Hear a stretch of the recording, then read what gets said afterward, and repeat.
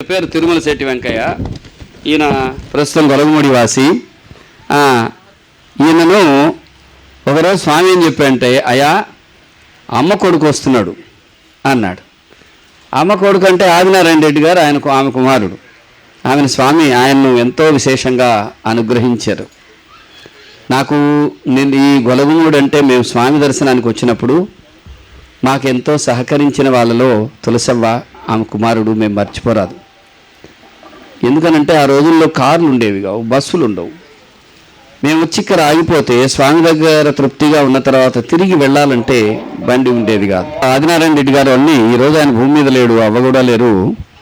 మేము ఇక్కడికి వచ్చినప్పుడు వాళ్ళకు ఒక తెల్ల అంబాసిడర్ కారు ఉండేది. ఎప్పుడైనా ఇబ్బంది అయినప్పుడు వాళ్ళంతా వాళ్ళే ఇచ్చి మమ్మల్ని ఎన్నిసార్లు పంపించున్నారు. ఒకసారి పూజ్యులు భరద్వాజ మాస్టర్ గారు వచ్చినప్పుడు మమ్మల్ని పక్క ఊరికి కూడా పంపిన సందర్భాలు ఉన్నాయి.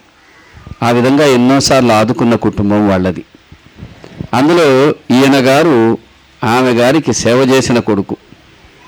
నిజంగా వృద్ధత్వంలో వెంకయ్యస్వామి అమ్మ వెళతానంటే పంపించవద్దని చెప్పి దేహత్యాగం చేశారు. ఆ తర్వాత ఆ ముందు తర్వాత కూడా అమ్మ సేవ చేసిన సేవకుడు, సేవ చేసిన కొడుకు మన వెంకయ్య. మొదట వచ్చావు కదా, ఆ వచ్చినప్పుడు ఏం జరిగిందో చెప్పు. నువ్వు వాళ్ళ ఇంట్లో ఉండేవాడివే? వాళ్ళ ఇంట్లో లేదు లేదా? కాకుంటే ఏదో దగ్గర ఉండేది, దగ్గర ఎప్పుడన్నా పోతుండేది. ఆ అబ్బాయిని కూడా బడికి తీసుకొచ్చేవాడిని నేను. నారాయణ రెడ్డి ఆయనకన్నా నాకన్నా చిన్నవాడే. అయ్యవారు నేను పోయి తీసుకొచ్చేవాళ్ళే. అయ్యా అట్టప్పుడు పోయి ఏదో అయ్యవాళ్ళు కూడా పంపిస్తే తద్దినాలు అటువంటిప్పుడు పంపిస్తే మజ్జిగ అటుంటే ఎత్తుకొచ్చి ఇచ్చేవాళ్ళని. అక్కడ సంగతి అది. నేను ఏదో కొంచెం భజన చేసుకుంటా ఉండేవాడిని ఇంటికాడ దగ్గర. మాకు ఆ రమణయ్య కొంచెం తెలిసిన ఆయన, కవరగిరి రమణయ్య, బండి రమణయ్య. ఆయన ద్వారా నాకు కొంత మనసు వస్తా బాతా ఉన్నాను. ఆమె ఒక మొక్క ఒకటి ఎత్తుకొచ్చి రోడ్డుకి దక్షిణ పక్క అక్కడ వేసి నిలబడుకొని ఉండ.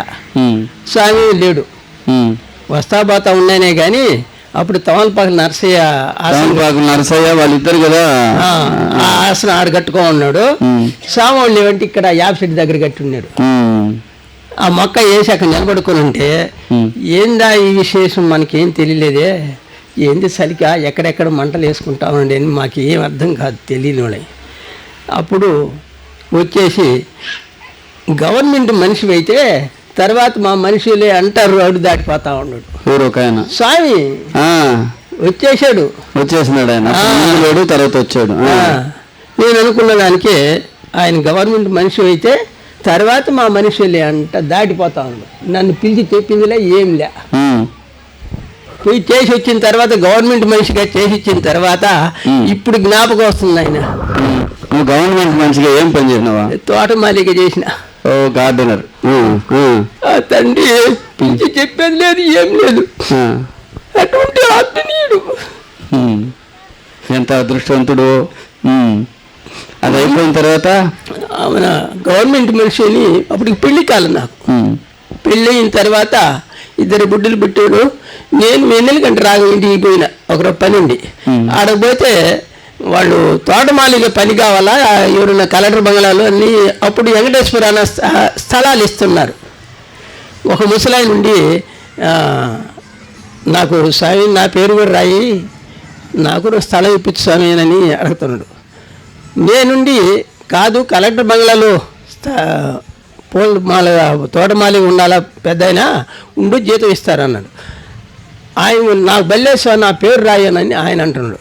ఆ పక్కన నేనుంటాను సార్ అన్న.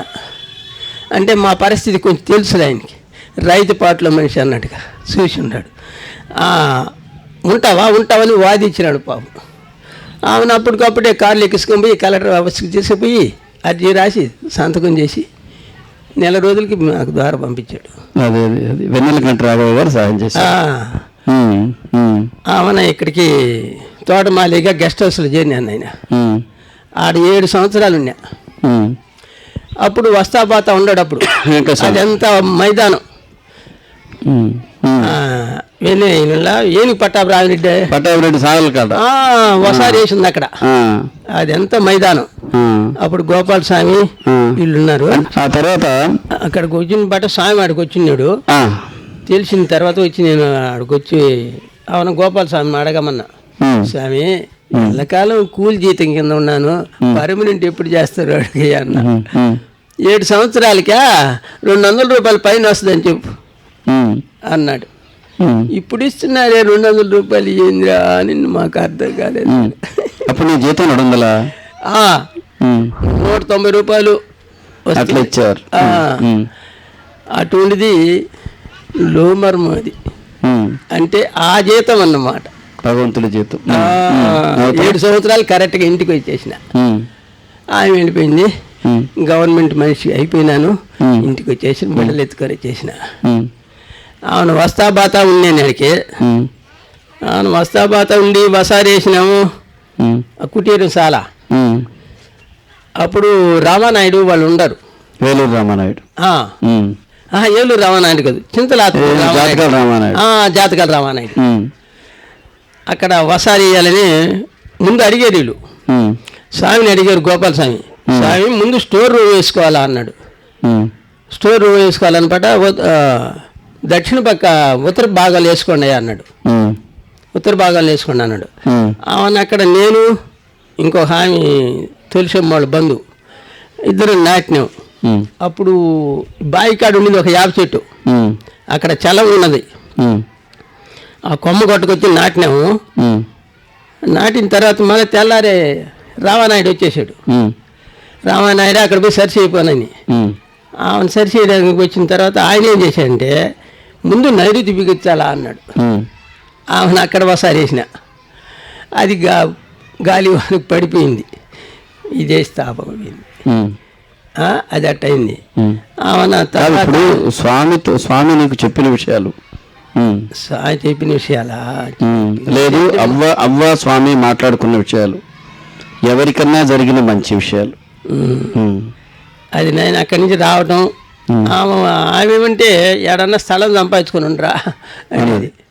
ఆమె ఎంత దయామేరాలంటే ఇక్కడికి మన పిచ్చమ్మని ఒక ఆవిడ వచ్చారు, చాకలి వాళ్ళు గుడ్డలు ఉతికేది స్వామికి. అమ్మ ఎంతో దయతో పిచ్చమ్మని ఆదరించి వాళ్ళ కుటుంబానికి ఆహారం ఇచ్చి వాళ్ళు నిలబడటానికి ఎంతో సహకరించిన మనిషి అవ్వ. అట్లా ప్రతి వాళ్లకు అన్నం పెట్టి ఆదరించిన తెలుసా. ఇప్పుడు ఆమె సేవ చేయడానికి అప్పటి నుంచి ఉండిపోయావా నువ్వు? వస్తా బాతా ఉన్నాను నేను, ఉండలా. నేనేమో ఒకసారి వేసాను, మళ్ళా పోయినా. మళ్ళా ఒక తూరి ఒక బరిదోళ్ళు తోలుకొచ్చాడు, తోలి పెట్టి నిలబడుకో దండం పెట్టుకుంటా ఉన్నా. స్నానం చేసి ఉంచారు, ఆ పందిట్లో బండేసి ఉన్నారు. అవును పండేసి ఉండలేకే ఏమయ్యా ఇప్పటికి 3 తూర్లు రావటం పోవటమా, నేను పోయిన తర్వాత వస్తావా, అప్పుడు నిన్ను రానివ్వరు. ఎంత మంచి మాట. ఇది వెంకటేశ్వరం చెప్పిన మాట. ఏమయ్యా చెప్పండి. అది అప్పుడు నేను పోయిన తర్వాత వస్తే, నేను పోయిన తర్వాత వస్తావా, రానిరు, అప్పుడు నిన్ను రానివ్వరు. అవునా, మాకు అసలు అర్థమైతే కదా ఆ మాట. ఇప్పుడు అర్థం అవుతుంది నాయన, ఏ కాలం బట్టి ఇప్పుడు అర్థం అవుతుంది కానీ అప్పుడు చెప్పిన మాట అర్థం కాలేదు. నేను సత్యంగా చెప్తున్నా. అట్లా విధంగా నిలబడి చేసినాను. అవునా, ఇది 80లో శంకుస్థాపన చేశారు కదా దేవాలయానికి. ఆయన స్వామి ఇక్కడ ఉండే మన సమాధి మందిరానికి స్వామివారి దేహంతో ఉండగానే ప్రారంభించడం జరిగింది. 80. ఆ తర్వాత స్వామివారి 82లో దేహం విడిచినప్పుడు అక్కడ సమాధి చేయటం జరిగింది. మేమందరం అప్పుడు వచ్చాం. ఆ రోజు నేనైతే చాలా ఫోటోలు కూడా తీశాను, అందులో కొన్ని మన పుస్తకంలో కూడా వేశాం. ఆ రోజు వెంకయ్య కూడా ఉన్నాడు. కానివ్వండి, నిజంగా చూస్తే ఆ రోజు 40-50 మంది కంటే అతిథులు లేరు, అంతా అక్కడక్కడ ఉండేవాళ్ళు కొద్ది మందే వచ్చారు. గొప్ప కార్యక్రమాలు ప్రారంభించేప్పుడు అట్లాగే ఉంటాయి. శంకుస్థాపన చేసినాము. ఆమెను మమ్మల్ని డ్యాగపూడి నుంచి సంవత్సరాలు తీసిపోయాడు స్వామి. ఆమెను తెల్లారి ఆదినాయన రెడ్డి వచ్చి, వెంకయ్య నువ్వు అక్కడ ఉండు, కొంత నీళ్ళు అయిపోయాలి బేస్మెటాలకి వాటికి అని అక్కడి నుంచి తీసుకొని చేసాడు. ఆమెను ఇక్కడ నిలబడ్డా. అప్పుడు కోనేటి నీళ్ళు మోయాలి, కోనేటి నీళ్ళు అప్పుడు మోసుకునే ప్రతి ఊళ్ళో వాళ్ళందరూ కూడా మొత్తం కూడా కోనేటి నీళ్ళు ఉపయోగించుకునేవాళ్ళు. సరే సరే. అతల స్వామి గురించి చెప్పు, అవ్వ గురించి చెప్పు. అవ్వ గురించి అంటే వాళ్ళు మహనీయులనైనా ఇప్పుడు వెంకటస్వామి మొదటి మడవ సంగతి చెప్పు. అది నేను జరిగిన సంగతులే. అంటే ఆ పని పని చేస్తూ ఉండేది. వాళ్ళు ఏదో నాగయ్య గురవయ్య వాళ్ళు నీళ్లు పోసుకుంటూ చేస్తుంటే నేను పెద్దగా పోయేదిలే. ఏమయ్యా స్వామికి ఎప్పుడైనా స్నానం చేయించావా? మోసున్నావా? మోసున్నానయ్యా, మోసిన. ఎందుకు మీలా గోపాల కొండలు తీసుకుపోయినప్పుడు అక్కడ పోయినా 2 తూర్లు తీసుకుపోయాడు ఉదయగిరి కొండ. స్వామి బరువు ఉండేవాడా? పెద్ద బరువే ఉంది, లేదులే. కష్టపడకుండా మోసారు. అవునా, పని చేస్తా ఉంటే ఏమయ్యా కురవ తొలి మడవ కూడా చూడయ్యా. అంటే సేద్యం వ్యవసాయం చేసేవాళ్ళం మేము. మా అనుభవం మీద ఆ మాట చెప్పేశాడు. అది అది నీ భాషలో నీకు చెప్పాడు. అది అంటే తొలిమడం అంటే వెంకటస్వామి, మలిమడం అంటే అవ్వ. ఈయన మలిమడం అవ్వని పట్టించుకుని స్వామిని వదిలేదు. అందుకని స్వామి వాళ్ళు చేస్తూ ఉండి అట్లా విధంగా కొద్ది రోజులకి కాలు నొప్పి వచ్చేసిందమ్మ నాకు. పిక్కల నొప్పులు ఈ పని చేస్తూ ఉండి ఈ పిక్కల నొప్పులు వచ్చేసినాయి. ఈ మంచంలో ఉండేది. అన్నం భిక్షాన్ని పోయి ఇచ్చేది. ఇవన్నీ చూసుకొని నూనె ఎత్తుకొని పోయి అటు కొంచెం రుద్దుకొని వస్తూ ఉండేది. ఆ పంచాట్ల కింద కూర్చొని. అప్పుడు ఆయన స్వామి ఏమిరా ఎక్కడికి పోయినారు మీరు, ఒక్కరు లేకుండా పోతే స్వామి అరిసి చేశాడు అని తొగిలాడినాయి. ఎత్తుక స్వామి పోయి ఉన్నాడు ఆంజనేయుల గుళ్ళేకి, ఎత్తుకరాపండి అన్నాడు. ఆమెను పొయ్యలేకే ఎదురు వచ్చేసారు వాళ్ళు, ఎత్తుకొని వస్తూ ఉంటాడు. ఆ జోల్లోనే ఉండి నేను ఏం చేయగలను బాహిన వంట పని కాడా అనేది మనసులో అనుకున్నా. అది అప్పుడే నాగయ్య పూజారికి ఉంటాడు కానీ రెండో పూజారి తోడుగా ఉండు. పూజ రేపు అదే తోడుగా ఉండమని బరిగల్ నాగయ్యతో పాటు. నాగయ్య వల్ల దునిని చాలా రోజులు వర్షాలు ఎప్పుడు కాపాడింది ఈయనే కదా. నేను ఇద్దరు గుండాన్ని అట్లా విధంగా కాలం చాలా నిదర్శనాలు చెప్తా ఉండి. లావని పూజ ముత్తుకూరు తీసుకుపోయినాడు ఒక తూరి స్నానానికి. ముత్తుకూరులో అంటే ఇప్పుడు కృష్ణాపట్నం దగ్గర పోయేవాళ్ళ. మధ్యలో పాటూరు వారి కంటికి లాగినారా విశేషారెడ్డి ఇంట్లో? లేదు నైనా, మేము అంత దూరం బాలేదా. ఉప్పు కాళ్ళ కాడికి బండిలాగా ఆడ తీసుకుపోయేదను, ఆడ నుంచి మోసుకొచ్చుకుని దాటేసుకునేవాళ్ళని. ఉప్పు కాళ్ళ అక్కడ కూడా గుండం వేసేవాళ్ళ? లే, అంత సమయం లేదు కదా. ఇంకా స్నానం చేసి తీసుకొచ్చేస్తా ఉంటే నేను సామాన్లు మోస్తా ఉన్నాను. సామాన్లు మోస్తా ఉన్నా. వీళ్ళు బండి కోసం పోయినారు గోపాలస్వామి వీళ్ళు. ఏమయ్యా సరిపోయినాయా సామాన్లా అన్నాడు. నా సాయిలు చూసే ఆ మాట అన్నాడు. స్వామి అన్నీ మోసేసాను స్వామి అని అన్న. నా గుడ్డలు సంచి మర్చిపోయానమాట. ఆ చిన్న విషయం చూసినా ఎంత జ్ఞాపకం, ఎంత విశ్వాసం ఆ తండ్రికి, ఎంత కనికరం కదయా, ఎంత మాట. తర్వాత ఈయనకు చదువు రాదని ఈయనకు తక్కువ ధనం. అందరూ చదవరు కదా, నాకు చదువు రాదు. ఈయనకి ఇప్పుడు కూడా ఉన్నాయి కొంచెం. అప్పుడు స్వామిని అడిగాడు. అంత బాధపడుతుంటే స్వామి నీకేం చెప్పాడు? అది చుండు నాకు తాత రోషిరెడ్డి వీళ్ళందరూ భజన చేస్తున్నవాళ్ళు. గోపాలస్వామి వీళ్ళందరూ చదువుకున్నవాళ్ళు కాబట్టి భజన చేస్తుండేవాళ్ళు. ఈ రోషిరెడ్డి నాకేం చదువు రాకపోయినా అని మనసులో బాధపడుతుండేది. ఆమెన రోషిరెడ్డి సరి చేసుకుంటే 2 అక్షరాలు జాలే. అది మాట.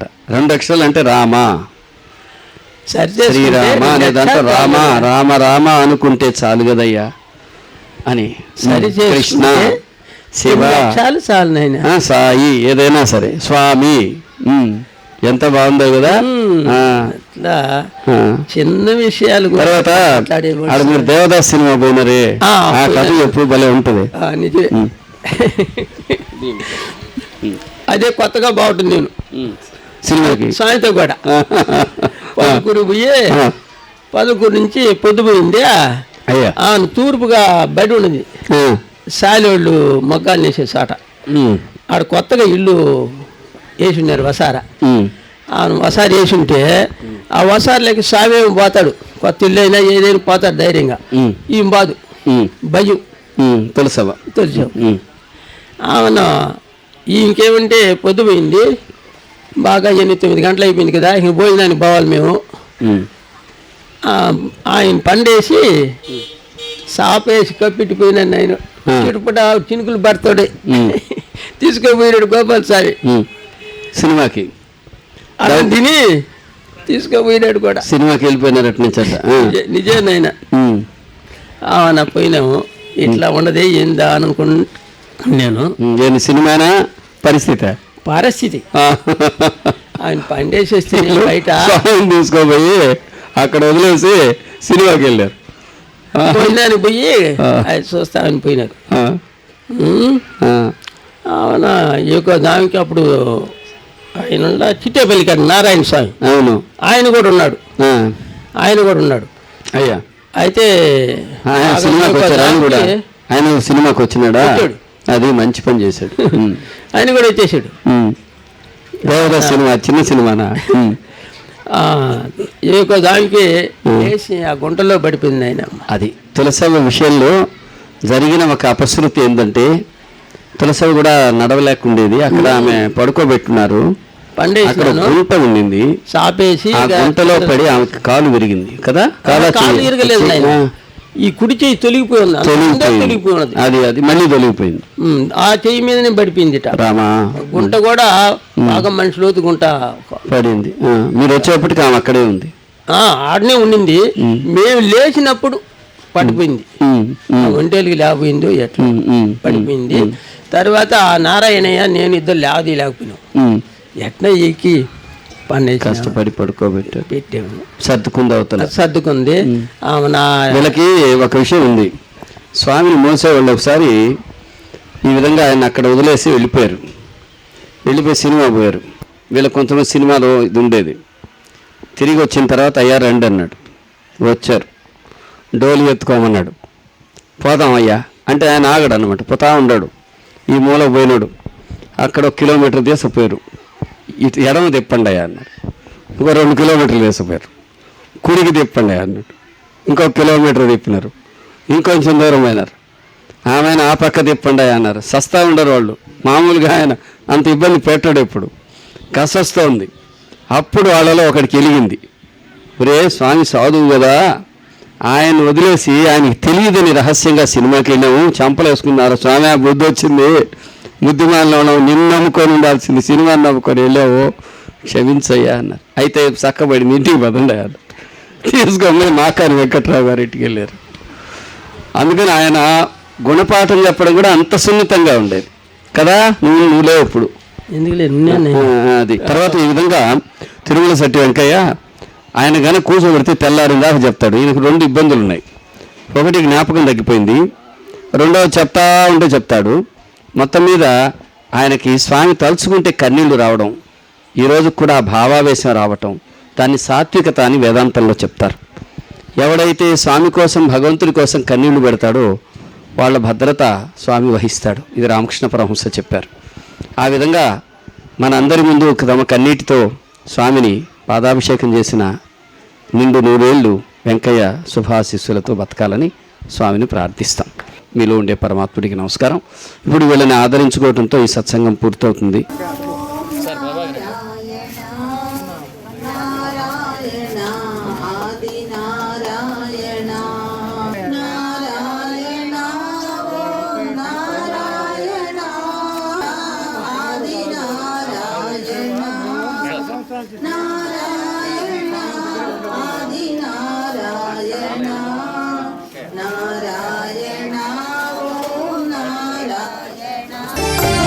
అవధూత చంద్రమా వెంకయ్య గొలగమూడి వాసమాయ్య, అవధూత చంద్రమా వెంకయ్య.